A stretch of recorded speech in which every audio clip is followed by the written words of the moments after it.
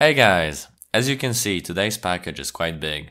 Inside we can find the battery-powered vacuum cleaner, and as you can see it is completely dead and nothing happens when we insert the battery. So let's give it a quick wipe and let's get it on the bench.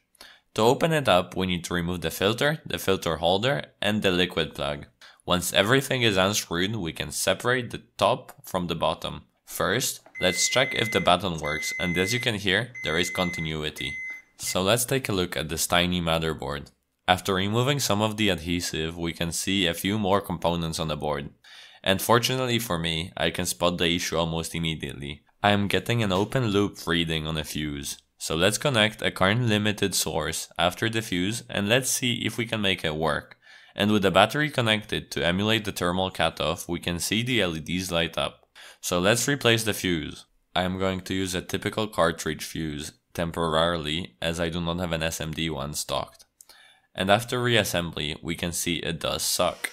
Thanks for watching. If you haven't yet, consider watching one of these. And if there is anything else you'd like to see fixed, let me know down in the comments.